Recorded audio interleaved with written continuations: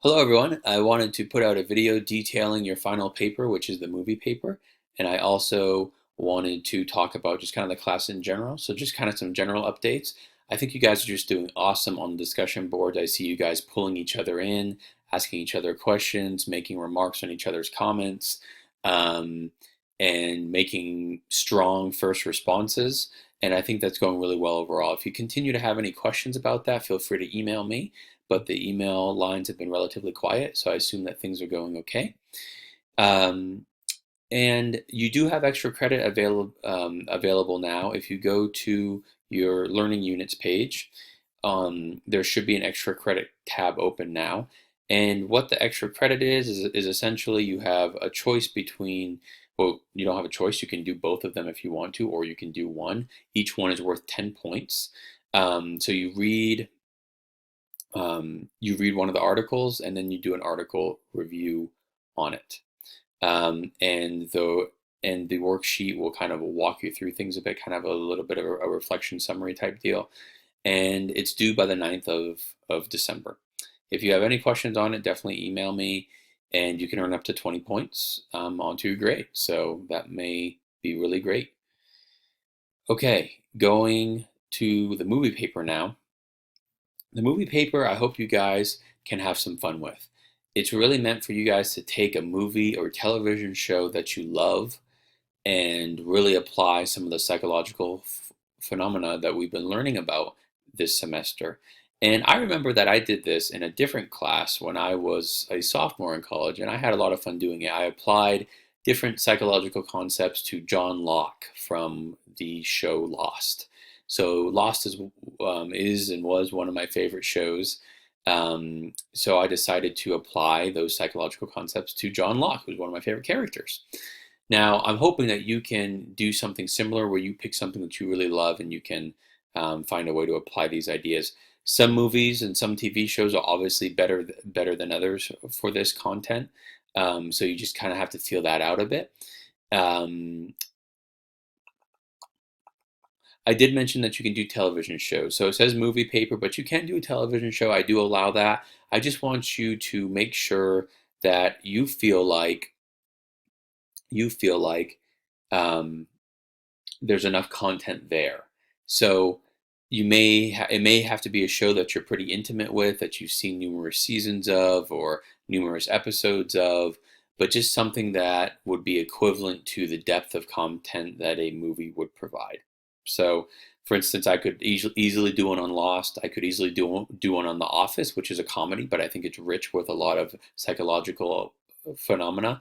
You could do any of those things, or you could just do a movie. Movies are great too. There's lots of really great movies out there that different genres of movies that can apply to this paper.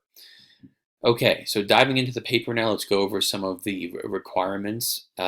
First of all, page length, 5 to 7 pages of writing. I think to really do this well, you need at least 5 pages. I expect that many of you will go well over 5 pages. And 5 pages of writing means just that, 5 pages of writing. So title pages don't count for me. Graphs and pictures and figures and all those things, those don't count for me. So 5 pages of writing, please. Um, and that means that you're essentially going on to the sixth page because 4.5 pages of writing is not 5 pages of writing. Um, so that is just kind of one of the general expectations.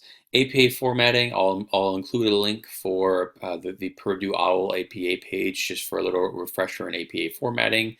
If you need any help there, I will also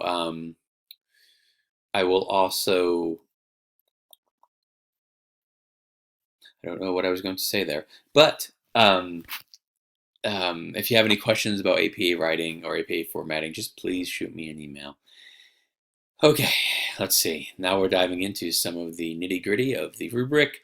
A lot of this is self-explanatory, though. I do just want to go over a couple main points. Discussion of the movie.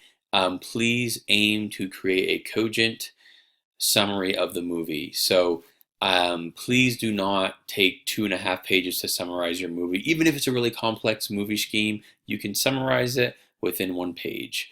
That is a real skill to have, to be able to summarize something in a short manner. And I'll really be looking for that because, again, very strong skill to have almost no matter what field you're in or what you're doing, to be able to summarize something in a way that gets people's attention and doesn't feel like it's dragging on. So please really work on that summary enough so I understand what's going on, but not superfluous things that I don't really need to know. Um, you don't need to necessarily, if you're quite confident in your writing skills, you don't necessarily have to do a big summary at the beginning and then just break into it. If you're confident enough to summarize where you need to throughout the paper, feel free to do that.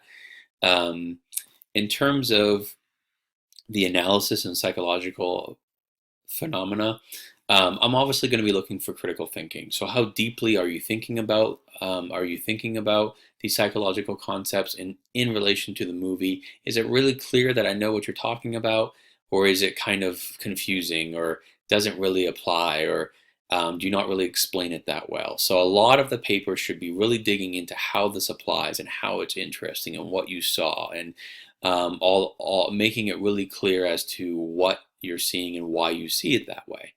So I often I often tell students to really read their papers aloud and to really think about, what do I want the reader to know right now? What is the point of me writing this? What message am I trying to send? And then try to convey that message. You might need to rewrite your paper a couple of times. You're definitely going to have to read through it probably 3 to 5 times to make sure it's clean and organized. Um, in terms of the psychological phenomena, there's kind of, 2 to 3, 4 to 6, 7 or more, in kind of the highest range. Um, those are just some kind of concrete guidelines for you to use. You can use them in different ways, though. So let's say, I mean, every little bit counts in terms of the psychological phenomena that you are using. So if you mention fundamental attribution bias, boom, that's one. If you mention something about prejudice, boom, that's one. And they just kind of add up pretty quickly. So just kind of keep that in mind. You can also apply them in different ways. So for instance, maybe you're applying them to different characters, or you're again applying them to content, or half and half. Um, so it's just kind of a general guideline there. More going to be focusing on the critical thinking aspect, but also want you to be thinking about diversity of ideas and having, multiple social psychological phenomenon identified in your movie. Okay, and lastly, just grammar. Obviously, please definitely be looking out for clean grammar. One thing that I'm going to do, guys, is I'm going to post a video that I actually made for my Psych 201 course, which I think some of you have been in.